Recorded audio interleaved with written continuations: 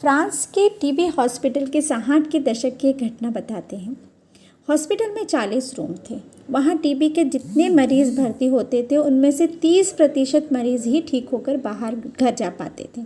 बाकी 70% मरीज़ जो हैं उनकी दवाइयाँ खाने के बाद भी, इतना पैसा लगाने के बाद भी नहीं बच पाते थे।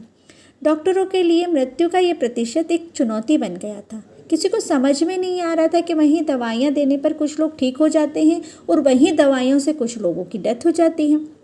एक बार जब इस विषय पर एक गंभीर मीटिंग हुई तो एक नर्स ने बोला, क्या आप सबने एक बात नोट की है?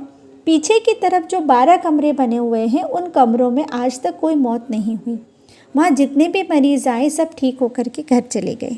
इसकी बात से सारा मैनेजमेंट सहमत था। आखिर ऐसा क्यों होता है? ये तथ्य जानने के लिए उन्होंने एक मनोचिकित्सक को बुलाया।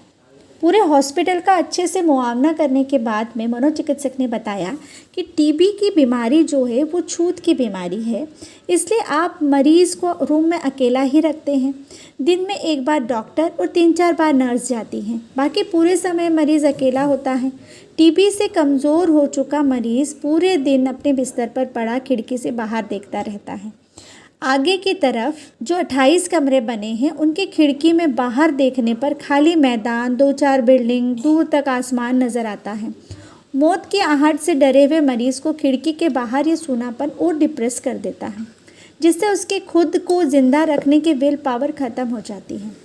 फिर उस दवाइयाँ भी कोई काम नहीं करती, इससे उसकी मौत हो जाती है। जबकि पीछे की तरफ जो 12 कमरे बने हैं उनके बाहर की तरफ एक बड़ा सा बगीचा बना हुआ है, जहाँ सैकड़ों फूल, पेड़, पौधे लगे हुए हैं। पेड़ों की पत्तियों का झड़ना, फिर से नई पत्तियों का आना, उनका लहराना, तरह तरह के फूल खिलना, ये सब खिड़की से बाहर देखने वाले मरीजों को एक सकारात्मकता लाते हैं। इससे उनकी सोच भी पॉजिटिव हो जाती है। इन पेड़ पौधों को देखकर वे खुश रहते हैं, मुस्कुराते रहते हैं। उन्हें हर पल अपनी संभावित मृत्यु का ख्याल नहीं आता। इसलिए उन मरीज़ों पर वही दवाइयों का बहुत अच्छा असर होता है, तो वो ठीक हो जाते हैं। पॉजिटिव एनर्जी और पॉजिटिव सोच व्यक्ति को विपरीत परिस्थितियों में भी जिंदा रखती है। देश कोरोना से तो लड़ ही रहा है। हमें ज़रूरत है इस लंबी लड़ाई में अपनी सोच को सकारात्मक रखने की, ताकि हमारी विल पावर हमेशा हाई रहे।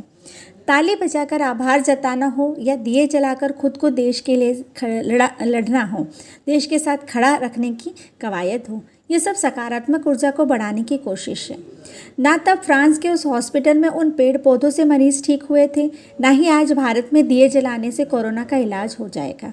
लेकिन इस लड़ाई में जीतेगा वही जो सकारात्मकता से भरा होगा। नेगेटिव लोग तो वैसे भी खुद को समाज के दुश्मन होते हैं। सकारात्मक रहिए, देश के साथ रहिए, ऊर्जावान रहिए, मुस्कुराते रहिए।